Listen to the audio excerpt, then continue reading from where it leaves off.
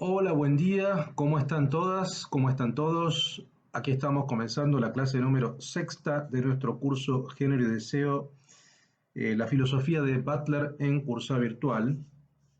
Vamos a seguir entonces con el análisis que habíamos comenzado en la clase anterior de Cuerpos que Importan, Bodies That Matter, un libro de 1993, si mal no recuerdo, ¿no? 1993. Eh, y la idea de hoy es ver otros dos artículos del mismo texto, obviamente, que son la identificación fantasmática y la asunción del sexo, ¿no? Y acerca del término queer. Esos dos son los artículos que quería que veamos, ¿no? La clase de hoy. Bien, vamos a comenzar entonces con mi material de lectura y luego vamos a leer algunos párrafos más, bastantes más que la clase pasada, que no pude porque me parece que fueron muchos conceptos, pero bueno, a veces hay clases que tienen más conceptos que otros y los tenía, me parece, mejor articulados en mi material. Bueno, vamos a comenzar. La idea es la siguiente, ¿no? Vamos a analizar la noción de sexualidad y performance, que es lo que va a tocar Butler en el primer texto, y en el segundo texto, en acerca del término queer, vamos a ver el vínculo entre lo queer y el travestismo. Y ahí, por supuesto, lo que decía la clase pasada, vamos a analizar el film Paris is Burning de 1991 de Jenny Livingston, que para Butler es muy importante. Vean ustedes cuán importantes son las películas para Butler, ¿no? Recordemos también en Gender Trouble que analiza a John Waters, analiza los films de John Waters, analiza particularmente a la figura de Divine, ¿no? Entonces, vean cómo, y particularmente el film Female Trouble, Cosa de Mujeres. Entonces vean cómo en Gender Trouble toma a Female Trouble de John Waters, en Cuerpos que Importan toman Paris is Burning de Jenny Livingston, digo, las películas, y hoy nosotros que vivimos una época también de series, sobre todo algunas series, yo me animo a sugerir, insisto, Pose también, son importantes porque si estamos hablando de performatividad, estamos hablando de cuerpos en situación, la representación de la performatividad es importante, ¿no? Ver cómo se representan en medios, en ficciones o en documentales o en series, esas conductas, esos comportamientos para pensarlo, ¿no? Paul Preciado luego también va a incorporar de manera mucho más, yo creo, sostenida lo que él va a llamar la era fármaco-pornográfica. Digo, cuando habla de pornografía no se refiere solamente a cine pornográfico, que también lo incluye, sino se refiere sobre todo a la representación, la representatividad. Y para dar cuenta de la representatividad tenemos que dar cuenta de los films, las series, los documentales, la televisión, las publicidades. Ahí vemos la representación de lo femenino, de lo masculino, etcétera, etcétera. Bueno, el primer texto, la idea es la siguiente. Butler plantea dos posiciones igualmente falaces en torno a la relación de la sexualidad con el cuerpo, dice, ¿no? Por un lado, la idea constructivista, vulgar sobre todo, de que la sexualidad puede construirse libremente, hacerse o deshacerse de modo voluntario. Esto ya lo mencionamos la clase pasada. La idea está de que hay un constructivismo vulgar, hay un constructivismo ramplón, simple, ingenuo también, como mínimo, que plantea que uno puede construirse o deconstruirse libremente, ¿no? O sea, bueno, yo elijo, un día me levanto y elijo, y como decía Butler, como leímos en la clase pasada, y voy a mi guardarropas y elijo vestirme en función de un género asignado determinado y ya está, digo, y a partir de ese momento me autopercibo de cualquier manera. Eso es una visión ramplona, vulgar, ¿m? Es una idea constructivista de que uno puede hacerse o deshacerse de modo voluntario. No es así. En primer lugar, uno es asignado, como decíamos, por otro. Entonces, ya de entrada hay una asignación que le es realizada por un médico, por un aparato jurídico, por una familia, por una sociedad. Entonces, uno nace en un marco de relaciones institucionales que son relaciones de poder. Entonces, uno es un efecto de esas relaciones de poder. Por tanto, hay una asignación de un tercero, no hay ningún acto voluntario. ¿Mm? Eso por un lado. Por otro lado, la idea determinista de que la sexualidad es fija desde nacimiento. Esta es la otra posición, la posición que uno podría llamar esencialista, o sea, el constructivismo vulgar y el esencialismo extremo. La idea de que uno, bueno, uno nace condicionado desde el punto de vista biológico, el punto de vista anatómico, y que hay una relación directa que uno podría llamar material en términos anatómicos, en términos biológicos, en términos endocrinológicos, en términos fisiológicos, entre esa cuestión con el género.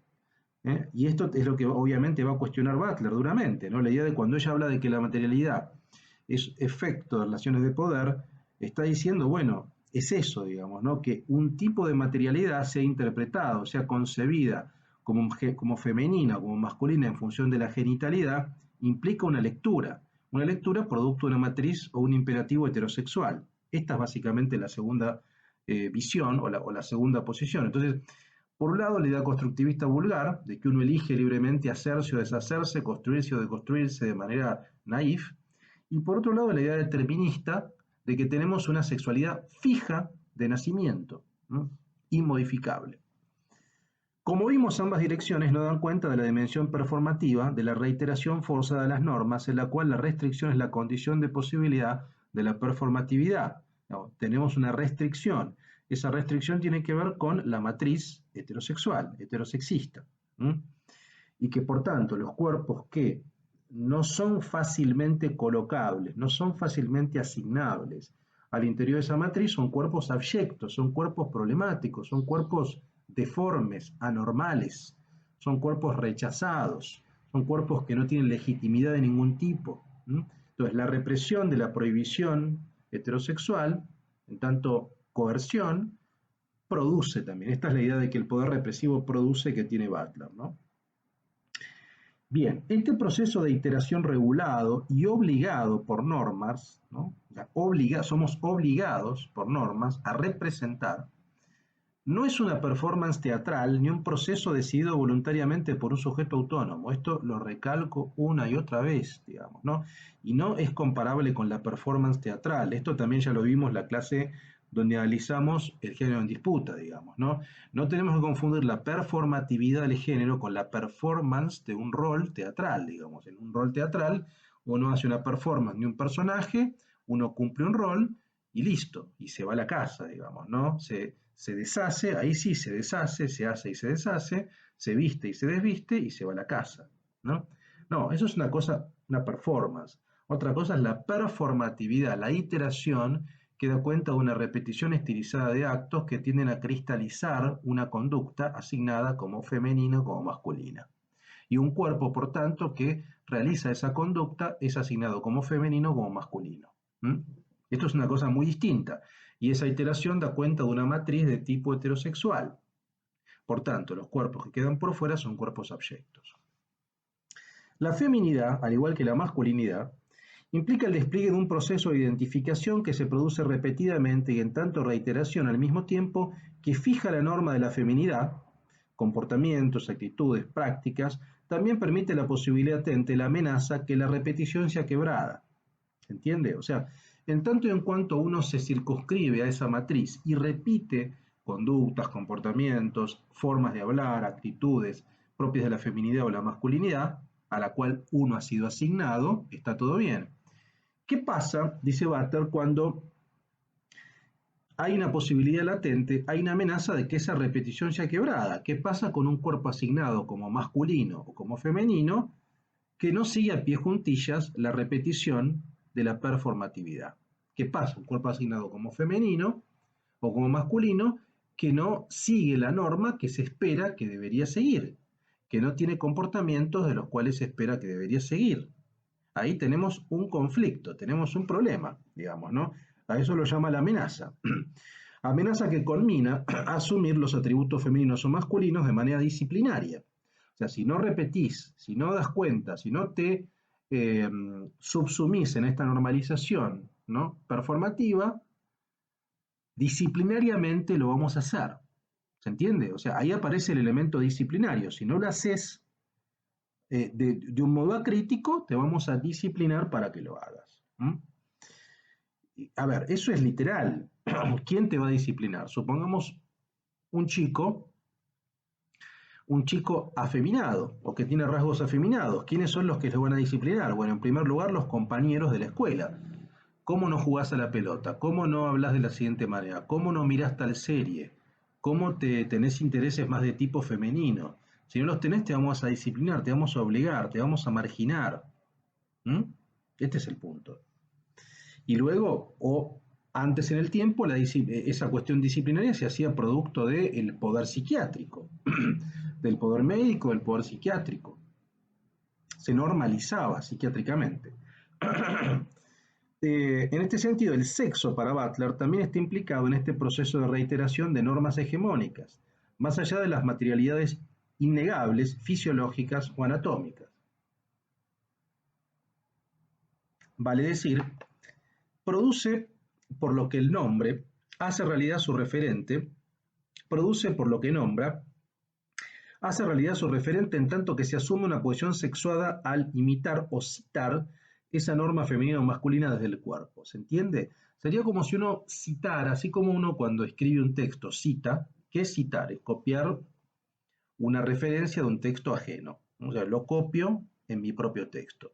¿Qué sería citar a partir del cuerpo desde el punto de vista del género? Bueno, sería copiar, así como copio una cita textual, copiar a partir de mi cuerpo conductas o características o comportamientos masculinos. Yo que fui asignado como masculino, copio, cito normativamente, iterativamente, lo que se espera que debería ser un hombre. Ahí está todo bien. ¿Qué pasa si yo que estoy asignado como masculino no copio? No copio eso, ¿no? Hay un problema, hay una amenaza, porque estoy quebrando esa repetición estilizada de actos que tiende a cristalizarse, ¿no? Desde mi cuerpo. Por tanto, para Butler no existen posiciones de sujeto anteriores a la enunciación que las ocasiona. Ocupar posiciones dentro de la esfera simbólica es necesario para el reconocimiento de derechos en el marco de un Estado liberal, pero no es suficiente, dice Butler. ¿Qué quiere decir con esto? A ver, no hay posiciones de sujeto anteriores a los actos de enunciación. O sea, el sujeto aparece cuando hay un acto de enunciación. Antes del acto de enunciación no hay subjetividad. ¿Eso qué quiere decir? Eso quiere decir que no hay masculinidad o feminidad en tanto y en cuanto no hay enunciación, no hay genderización, no hay performatividad de la masculinidad o de la feminidad. O sea, un cuerpo nace, desde el punto de vista biológico, tendrá pene o vagina, desde el punto de vista anatómico, o será intersexuado, pero su género no lo sabemos hasta que no enuncia, hasta que no es asignado y luego no se somete a las pautas de enunciación, ¿se entiende? Entonces, la subjetividad masculina o femenina no se ve hasta que no hay sujeto de enunciación, y no hay sujeto de enunciación hasta que no hay acto de enunciación en, en los comportamientos y las normas y las relaciones que se tiene uno mismo. O sea, el género aparece en el acto de enunciación. El sujeto de enunciación aparece en el acto de repetir la norma sistemáticamente. La norma de género sistemáticamente. Ahora, lo que dice acá, esto que decíamos antes, ocupar posiciones dentro de la esfera simbólica es necesario para el reconocimiento, pero no es suficiente. Uno de los problemas de las políticas identitarias, según Butler, es el desplazamiento o el establecimiento de un límite que cristaliza y vigila todo el tiempo normativamente lo posible y lo coherente de esa identidad. Tal es así que ciertas deslealtades, entre comillas, son castigadas cuando se alejan de la norma. Por ejemplo, los bisexuales son vistos como desleales para la comunidad homosexual. Esto es muy interesante, es planteado por ejemplo por Pat Califia, lo plantea, tiene un muy buen texto.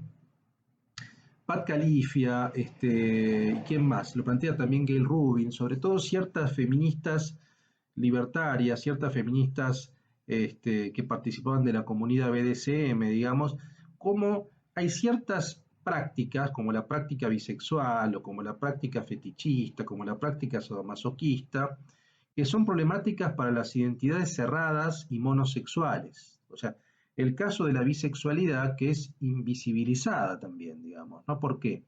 Bueno, porque gran parte de la comunidad homosexual tiende a ver esas actitudes como momentos de transición de la heterosexualidad a la homosexualidad pura, momentos de deslealtad, ¿no? En este sentido. Entonces, son identidades problemáticas, son identidades que al no subsumirse a la norma de una minoría como la homosexualidad, se la ve como problemática, como poco coherente o rara, de alguna manera, queer. Ahí aparece el término queer, raro, anómalo. Entonces, el tema de la política identitaria, que es un tema muy interesante, es un tema problemático. ¿Por qué? Porque, como bien decimos acá, por un lado, la identidad es necesaria en un punto para un reconocimiento. A ver, nos guste o no, uno vive en un marco de estados, estados liberales, democracias liberales. Acá Butler está hablando respecto de Estados Unidos, que es una democracia liberal, o por lo menos lo era, ¿no? Hay que ver luego de Trump si sigue siéndolo, digamos. Pero en definitiva, por esto me refiero, una democracia liberal representativa, republicana, digamos, que para el reconocimiento de las minorías, el reconocimiento de los derechos de las minorías, que en Estados Unidos viene de la década del 60, digo, por la lucha de los derechos civiles, es necesario construir identidades. La comunidad LGBT, la comunidad homosexual son identidades, digamos, ¿no? Ahora, esas identidades pueden ser necesarias en un marco, en este marco, en el marco de reconocimiento de derechos en un Estado liberal, una democracia, digamos, ¿no? Y eso es necesario para, por ejemplo, casarse, para el matrimonio homosexual, para la adopción homoparental. Eso está muy bien, por supuesto, dice Butler, pero eso no es suficiente o eso por ahí tiene problemas. Digo, los problemas son cuando lo que entendemos es necesario en la esfera normativa, en la esfera política normativa, que es necesario para este tipo de derechos, a veces para la esfera, si ustedes quieren, moral, sexual, para la vida cotidiana, es problemático, porque ¿qué pasa con las identidades que son poco coherentes? ¿Qué pasa con las identidades que se ven como desleales respecto a una identidad pura? ¿Mm? Y esto es lo que nos interesa pensar ahora también a partir del otro texto acerca del término queer. Lo queer precisamente es eso, como decíamos en las clases pasadas, lo queer es, si bien se asocia con queer, se asocia en el uso cotidiano en Estados Unidos, en los países angloparlantes, cuando se dice queer, digamos, es marica o es afeminado. Pero esa es una excepción. Hay otras excepciones que tienen que ver con queer es anormal, bizarro, extraño. Precisamente que amenaza esa normatividad, esa repetición estilizada que cristaliza una identidad, ¿no? Un bisexual con respecto a la comunidad homosexual purista puede ser leído en términos de queer. Bueno, ¿qué pasa con todas esas identidades, si ustedes quieren, no binarias, bisexuales, transexuales, trans en términos generales, que son, a ver, que son problemáticas, por supuesto, para la norma heterosexual, desde luego, digamos, pero también para la norma homosexual, identitaria. Y acá es donde aparece el análisis que hace Butler del film Paris is Burning, donde se ve muy bien eso, digamos, ¿no? Donde se escenifica, ahora vamos a contar bien, se escenifica lo problemático que eran estas identidades, que eran incluso repudiadas por la propia comunidad homosexual. O sea, la propia transexualidad, el travestismo y sobre todo las sexualidades minoritarias de afroamericanos y latinos con respecto a el modelo de homosexual, hombre, blanco, burgués, ese modelo, ese formato.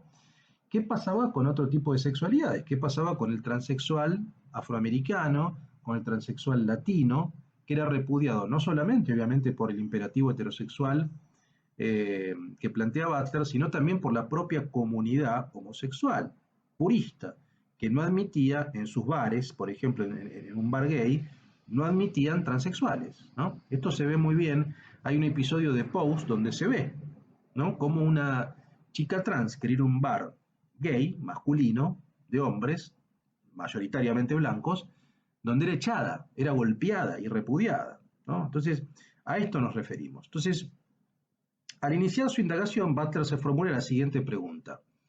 ¿Cuáles son las condiciones y los límites de la inversión del término queer? ¿No? ¿Es posible realmente superar el agravio que connota esta idea de la apropiación de la injuria que se repite todo el tiempo? ¿No? Esta idea de, bueno, uno es injuriado con esa palabra, yo tomo esa palabra, me apropio de esa palabra, la invierto y tomo esa palabra con orgullo. ¿Hasta qué punto esto es viable? Dice Butler, ¿no? ¿Es posible realmente superar el agravio que connota? Para ello la filósofa demarca la expresión queering, ¿m? Como un verbo, queering, que podemos traducir como amariconar, enrarecer, amariconar, en dos sentidos, como acción de formación de homosexualidades diversas, o bien como poder de asignar y deformar erradamente la palabra queer, ¿no? O sea, o bien la podemos pensar esta acción, este verbo de queering, como una acción de formación de homosexualidades diversas, homosexualidades distintas a la norma homosexual, ¿no? O bien como poder de asignar y deformar erradamente la palabra queer. O sea, erradamente, ¿no? Que es problemático. En este aspecto, la resignificación positiva del término la lleva a Butler, al igual que en el género en disputa, a pensar el vínculo entre parodia y política, ¿no? Esto que ya aparece en Gender Trouble, parodia y política en el travestismo, que veíamos cómo en Gender Trouble tenía que ver con la figura de Divine y las películas de John Waters, sobre todo. Hay una parodia de la feminidad, digamos, ¿no? De la feminidad cliché. ¿No? Ahora, o de rasgos de la feminidad cliché, digamos, ¿no? Ahora, eso le interesa profundamente a Butler por razones políticas, sobre todo, ¿no? Porque además tiene que ver con la noción de performatividad. Ahí, Divine está performando rasgos de una feminidad, por tanto, si la feminidad se performa, el género es performativo, más allá de la finalidad paródica o cómica, ¿m? Que en este caso está porque es una película cómica, pero la idea que tiene Butler es desacoplar la comicidad, lo que le interesa es el acto de performar, eso la hace pensar, digamos, ¿no? De acuerdo entonces a nuestra filósofa, el travestismo es performativo, pero no toda performatividad es travestismo. Esto es fundamental para entenderlo, porque esto a veces originó la confusión o una lectura errada, según Butler, de Gender Trouble. O sea, la idea de que Gender Trouble es una teoría es una teoría trans, o es una teoría del travestismo. Y la verdad es que no. La verdad es que lo que quiere plantear Butler es que obviamente el travestismo es performativo. Ahora, no toda performatividad es travestismo. ¿Se entiende? Este es el punto. Esto es lo que quiero que entendamos. No toda performatividad es travestismo. Es decir, al yo ser asignado a un género, como en este caso el género masculino, y yo repetir estilizadamente esos actos, digamos, no hay travestismo en ese acto de repetición. En mi caso no hay travestismo, ¿no? Pero sí hay performatividad. Ya yo estoy performando. ¿Se entiende? El travestismo lo que hace es espectacularizar en algún sentido, en el sentido de mostrar hacia los demás, de exhibir las costuras de la performatividad. Por eso es interesante. Por supuesto que el travestismo es performativo, pero no todo acto performativo implica un travestismo, para nada. Esto es fundamental que lo comprendamos. La genderización, es decir, la incorporación de normas de género, es una práctica obligatoria, forzosa. Es una asignación social impuesta por una matriz heterosexual y binaria. Esto espero que ya lo comprendamos respecto de la clase pasada. No es un acto voluntario, es forzoso, es obligatorio, y si no lo hago, soy disciplinado socialmente, institucionalmente. ¿M? Y si quiero pagar el costo por eso, el costo va a ser alto. Un ejemplo que Butler toma para pensar esta cuestión es el film Paris is Burning, como decíamos, de 1991, dirigido por Jenny Livingston, en la cual se documenta la condición naturalizada de la heterosexualidad, no necesariamente para subvertirla, por parte de un grupo de jóvenes afroamericanos o latinos, en su mayoría en New York, a comienzos de la década del 90. Estos jóvenes que desfilan travestidos o haciendo drag, referenciados en las grandes divas del cine de Hollywood, de la cultura pop y del espectáculo, dan cuenta, según Butler, de la dinámica del género como un juego entre la psique y la apariencia, como régimen de verdad del sexo que demarca una verdad interior de la feminidad versus una verdad exterior de la apariencia femenina. Esta dinámica que vemos en el film de Livingston deja en evidencia el género como un dispositivo regulado por imposiciones heterosexistas, pero no necesariamente tiene potencial subversivo y crítico. Entonces, por un lado, ¿qué es lo que le interesa de Paris is Burning? Paris is Burning es eso, es un documento, un testimonio de la llamada cultura ball en los Estados Unidos, en New York particularmente, a fin de los 80, principios de los 90, en la cual eran lugares, ¿qué es la cultura ball? Es un lugar, un sótano en New York, donde se juntaban travestis, drag queens, sobre todo afroamericanos y latinos particularmente, marginados, o sea, de sectores socioeconómicos bajos, drug dealers también, ¿no? Se juntaban y hacían un show, o sea, desfilaban, ¿no? Desfilaban eh, y en ese desfile había una puntuación, se puntuaba y algunos ganaban premios. Ahora, ¿qué es lo que ve ahí de interesante Butler? Digo, por un lado, esta noción de que en los balls o en los desfiles hay por un lado una teatralización, hay una performatividad, hay una performance. Digo, las drag queens desfilan con vestidos, algunos robados, la mayoría de ellas trabajaban como prostitutas o como bailarinas, compraban ropas, tenía una aspiración, una visión aspiracional respecto de las grandes marcas, ¿no? De hecho, está en esa idea de que son divas de grandes marcas, por ejemplo de Dior, por ejemplo de Yves Saint Laurent, etc. Eh, y no solamente desfilan con ese tipo de ropajes, con ese tipo de vestidos caros, sino también hay desfiles que tienen que ver, por ejemplo, con roles sociales, con un ejecutivo de Wall Street, con un chico que estudia en la escuela, con una ama de casa de una clase social elevada. Es decir, entonces lo que empieza a ver, lo que ve en la cultura bol y que Paris is Burning detecta y documenta muy bien, es esta idea, digo, cómo sectores marginados, no solamente por la heterosexualidad, sino por la homosexualidad dominante, digamos, encuentran un territorio de legitimidad, que es la cultura bol, donde son contenidos, donde se contienen, donde producen lazos afectivos personales, donde al ser expulsados por sus casas, al ser castigados, al ser considerados abyectos, encuentran y producen lazos sociales y producen lo que se llaman sus casas, es decir, una drag queen más grande adopta jóvenes, digamos, en su casa y conforman lazos sociales y de hecho se llaman casas o familias, digamos, ¿no? La familia Yves Saint Laurent, la familia Christian Dior. Entonces, hay un doble juego muy interesante porque por un lado se va constituyendo un lazo afectivo, un lazo social entre drag queens, entre afroamericanos, latinos, etcétera, que se protegen mutuamente, que se protegen de una sociedad que los expulsa y que los considera abyectos y encuentran en la cultura bol su protección y su pertenencia, pero al mismo tiempo en esa cultura bol lo que hacen es replicar modelos aspiracionales de la sociedad que los rechaza. ¿Se entiende? Esta es la ambivalencia que le interesa a Butler, porque las drag queens desfilan aspirando a ser grandes divas, ¿no? Y lo que desean es pertenecer a ese sistema que las termina expulsando. Entonces, por un lado quieren pertenecer y por otro lado es una forma de protección respecto de ese dispositivo que los considera abyectos, ¿no? Entonces, esta dinámica, sigo, que vemos en el film de Livingston, deja en evidencia el género como un dispositivo regulado. Es decir, lo que vemos es el género como un dispositivo regulado a partir de normas y de características, ¿no? Pero no necesariamente tiene potencial subversivo. O sea, lo que dice Butler es que no necesariamente la cultura bol tiene un potencial subversivo ni crítico. No, simplemente lo podemos ver como un espacio donde es un espacio de teatralización de ciertas normas, ¿no?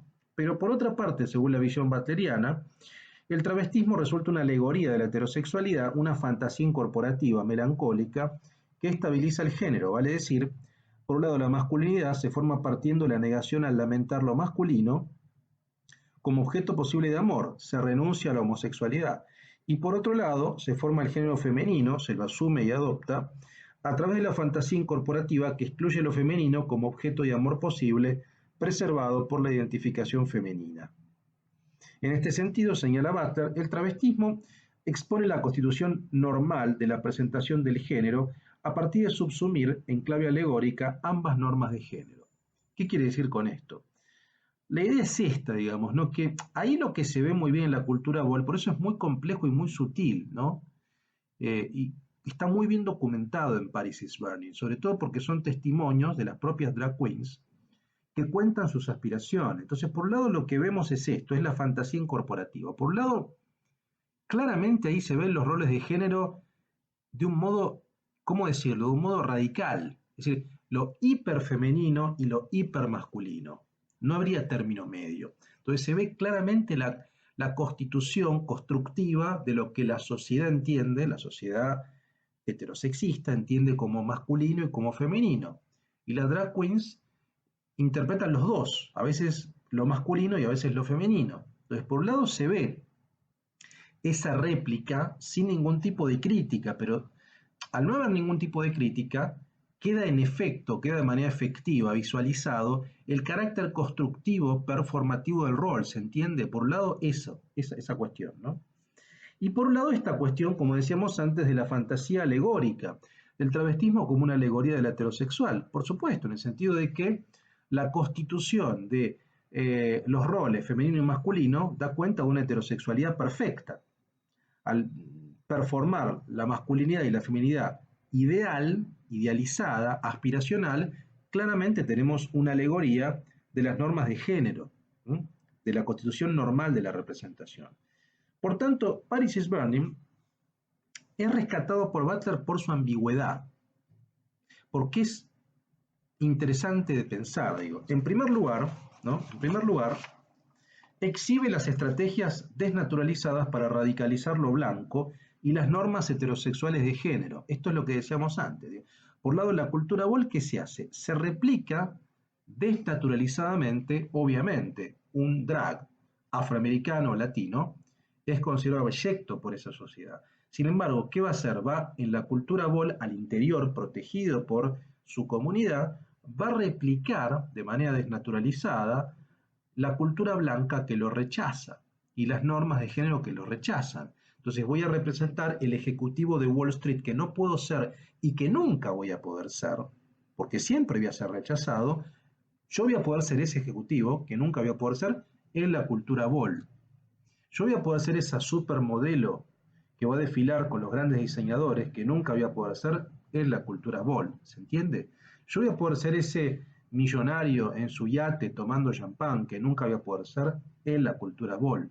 Lo estoy replicando performativamente en un juego teatral, lo que no puedo ser, pero lo estoy replicando.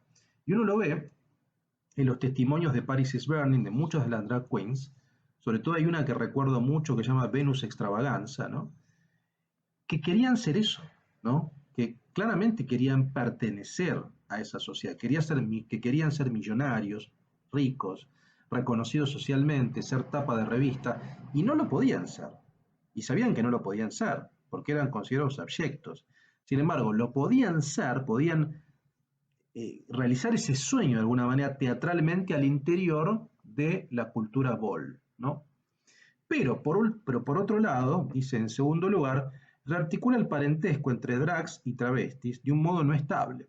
En otros términos, si bien los jóvenes encarnan una feminidad cliché y exacerbada que reidealiza las formas burguesas heterosexuales, a esto me refiero, esta apropiación permite establecer relaciones de apoyo mutuo entre travestis y drags que funcionan como discursos opositores y críticos de la norma que los excluye como lo abyecto. ¿Se entiende la ambigüedad? Esto es lo interesante. O sea, por un lado, se radializa esa feminidad cliché, se actúan roles y se trata de aspirar y se trata de conformar un rol y de ejercer un rol del cual socialmente nunca voy a poder ejercer al interior de la cultura bol, pero al mismo tiempo, esa cultura bol que replica una feminidad cliché idealizada y una forma burguesa aspiracional, al mismo tiempo que hace eso, opera como un territorio de apoyo mutuo y de lazos afectivos, digamos, ¿no? Que en algún sentido van a ser, ahí aparece, si ustedes quieren, el elemento más crítico, ¿no? El elemento crítico a esa norma burguesa, o a esa norma, o a ese imperativo heterosexual, digamos, ¿no? ¿En qué sentido? Que la cultura bol produce lazos afectivos comunitarios para resistir esa norma, ¿se entiende? Este es el punto interesante. Esas familias, lo que llaman las drag queens o las mothers, ¿no? O las madres, la familia, esas familias operan como comunidades de protección frente a la sociedad que las rechaza. Esto es lo interesante. Entonces, habría como un proceso particular.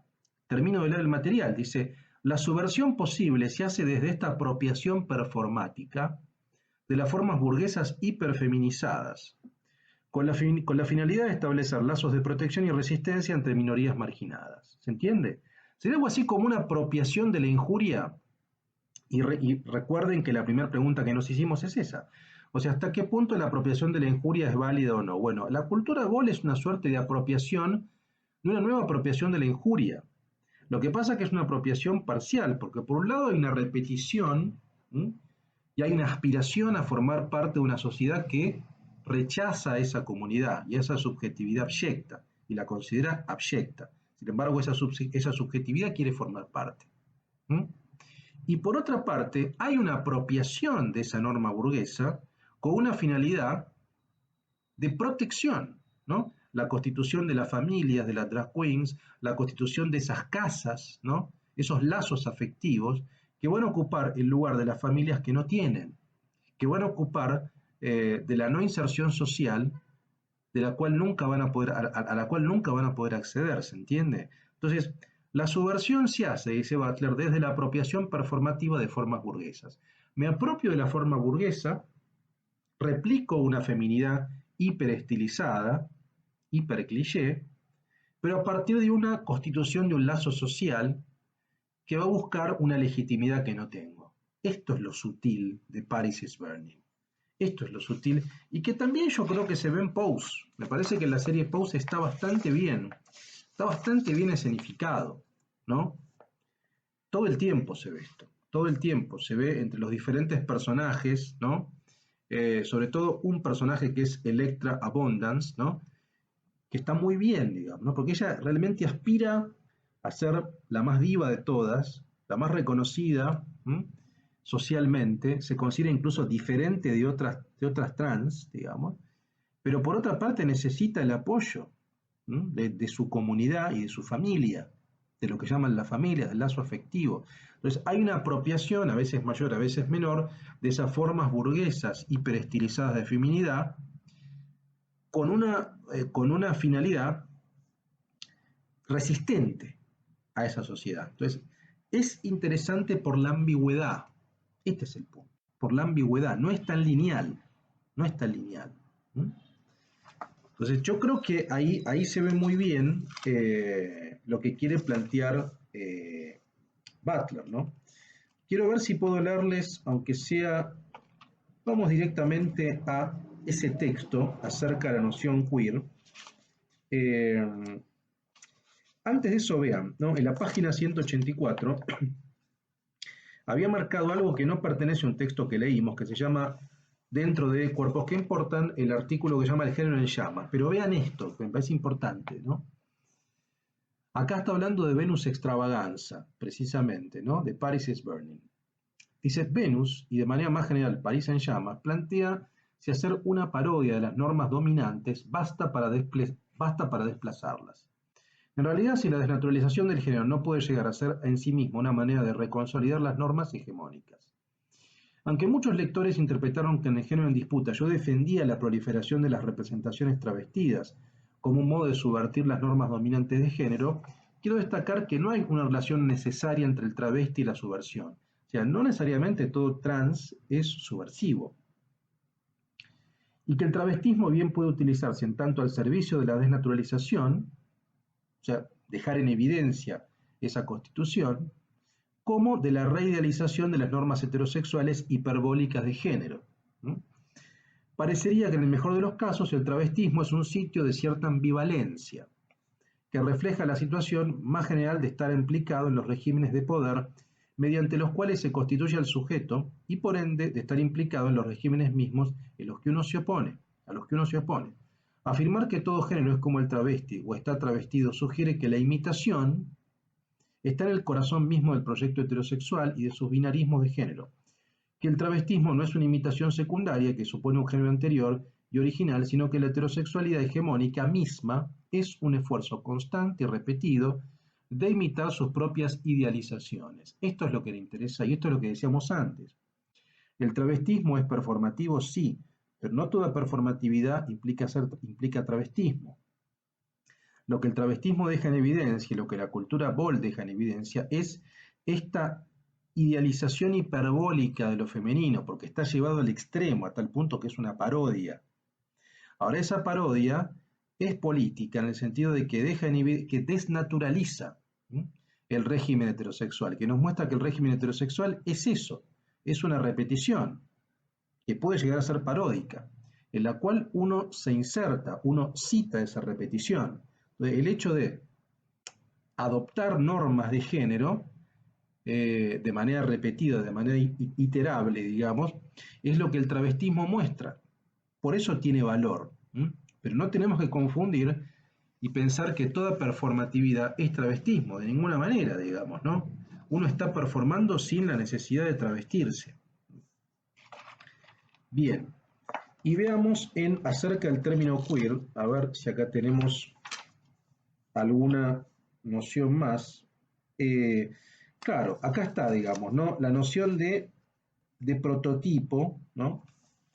La página 324, decimos, de acuerdo con el primer modelo, la construcción del género como travestismo parece ser el efecto de una cantidad de circunstancias. Ya consideré que una de ellas, al citar el travestismo como un ejemplo de performatividad, un movimiento que para algunos es el prototipo de la performatividad. Si bien el travestismo es performativo, ello no significa que toda performatividad deba entenderse como travestismo. La publicación del género en disputa coincidió con la aparición de una serie de obras que afirmaban que el vestido hace a la mujer. Pero yo nunca pensé que el género fuera como un vestido, ni tampoco que el vestido hiciera a la mujer. Esto es central, ¿eh? A esto se suman, no obstante, las necesidades políticas de un movimiento queer emergente, en el que ha llegado a ocupar un lugar central el hecho de dar publicidad a la instancia teatral. ¿Se entiende? O sea, esta frase la vuelvo a leerla porque es central. Yo nunca pensé que el género fuera como un vestido, ni tampoco que el vestido hiciera a la mujer. ¿Se entiende? Entonces, no. La práctica mediante la cual se produce la genderización, la incorporación de normas, la genderización es la incorporación de normas de género, es una práctica obligatoria, una producción forzosa, aunque no por ello resulta completamente determinante. Puesto que el género es una asignación, se trata de una asignación que nunca se asume plenamente de acuerdo con la expectativa. Las personas a las que se dirige nunca habitan por entero el ideal al que se pretende que se asemejan. ¿Se entiende? O sea, esa norma de género es una aspiración que Paris is Burning, que la cultura Ball, lleva al extremo, que supuestamente se estaría representando la feminidad exacerbada y también la masculinidad exacerbada, ¿no? Ahora, uno nunca termina de llegar a ese ideal, digamos, ¿no? Entonces, ese de nunca llegar al ideal probablemente es la amenaza con quebrar la repetición, digamos, ¿no? Bueno, y ahí aparece un poco el análisis de Paris is Burning que ya dijimos. Les voy a leer aunque sea dos citas más. Acá está, quiero leer esto de Paris is Burning, la página 337. Dice Butler, fue interesante analizar la película París en llamas, no tanto por el modo en que exhibe las estrategias desnaturalizantes para reidealizar la condición de blanco y las normas heterosexuales de género, como por las rearticulaciones de parentesco, este es el punto, de parentesco, esta idea de el armado de familias que hacen las trans. O sea, la madre, los hijos, ¿no? Es un parentesco que se rearma, lazos efectivos que se rearman por oposición y por resistencia a la sociedad que las rechaza. ¿Mm? Menos estabilizadoras que ocasionan. Los bailes de travestis mismos a veces producen la feminidad exacerbada como una función de la condición de blanco y desvían la homosexualidad a través de una transgenerización que reidealiza ciertas formas burguesas de intercambio heterosexual. Sin embargo, si bien estas actuaciones no son subversivas de una manera inmediata u obvia, bien puede ocurrir que en la reformulación del parentesco, en la construcción de esas familias, particularmente la redefinición de la casa y sus formas de colectividad, los cuidados maternales, la aflicción por el otro, las lecturas y el hecho de llegar a ser legendario, de ser leyenda, la apropiación y el redespliegue de las categorías dominantes permitan establecer relaciones de parentesco que, al ofrecer apoyo incondicional, funcionen como un discurso o como discursos opositores. Esto es lo que decíamos antes. O sea, si bien por un lado está la repetición idealizada de normas de género en el desfile, por otra parte está la construcción de la reformulación del parentesco, que opera como un contrapeso a la sociedad que las considera abyectas. En este sentido, puede ser provechoso leer París en llamas, comparándolo con, digamos, el ejercicio de la maternidad de Nancy Chodorow e interrogarse qué ocurre con el psicoanálisis y el parentesco en cada obra. En el primero, las categorías tales como casa y madre derivan del escenario familiar, pero también se despliegan para formar hogares y comunidades alternativas. Este es el punto. O sea, la idea de configurar una comunidad alternativa resistente a esa sociedad que la rechaza. Esto es lo que ve como interesante e incluso potencialmente subversivo de la cultura Ball, digamos, ¿no? Esta reformulación del parentesco, la construcción de familias alternativas. Familias alternativas a la norma tradicional, papá, mamá, hijo, hija, digamos, ¿no? Esta reformulación de familia es lo interesante. ¿Mm? Ahora, esa reformulación se hace apropiándose de normas idealizadas de masculinidad y feminidad. ¿Se entiende? Este es el juego ambivalente que destaca Butler y que yo creo que es muy interesante para pensar, ¿no? Creo que realmente es muy valorable, ¿no? Y que insisto, digo, además de ver Paris is Burning, en Pose, obviamente, si bien es una serie de Netflix y es convencional en muchas cosas, hay hallazgos, hay escenas que van a ver que ponen en evidencia estos temas, ¿no? Bueno, a ver, con esto estaríamos cerrando la clase número sexta de cuerpo 2 y la próxima ya vamos a empezar con Undoing Gender, con Deshacer el Género, el último libro de Butler que vamos a ver en nuestro curso. Y ahí vamos a ver el tema de la sexualidad, o sea, pasamos del tema de la materialidad de los cuerpos, que vimos la clase quinta y sexta, al tema de la sexualidad, que de alguna manera un poco va a vincular o revincular todo lo que ya vimos, el tema del deseo, el tema del género y el tema del cuerpo, y el tema de la materialidad del cuerpo, digamos, ¿no? Lo vamos a pensar sobre todo con respecto al reglamento de género, a los derechos, al tema del derecho, digamos, el tema de la diferencia sexual. Ahí vamos a ver la crítica que le hace Butler a Deleuze y a Rossi Braidotti. Y también volveremos al tema de lo drag, ¿no? Que claramente es un tema, que este es un tema que le interesa a Butler también por un tema biográfico. La propia Butler reconocía que durante su juventud en San Francisco era habitué de bares de drags, o sea, era habitué de bares donde veía este tipo de desfiles y este tipo como de performance. Entonces, hay un elemento biográfico ahí que después ella teorizó en este sentido y me parece uno de los elementos más notorios desde mi punto de vista. O sea, si tengo que destacar tal vez un aporte interesante de Butler es este pensamiento respecto de la performatividad en la comunidad trans, ¿no? Bueno, muy bien. Cualquier aporte que puedan hacer respecto de esto es más que bienvenido. Así que los invito, otros artículos que quieran sumar, quizá otras películas donde se ve esto, todo lo que quieran sumar al foro interactivo es suyo. Así que, y cualquier duda, por supuesto, respondo en cuanto pueda. Les mando un fuerte abrazo y seguimos la próxima clase.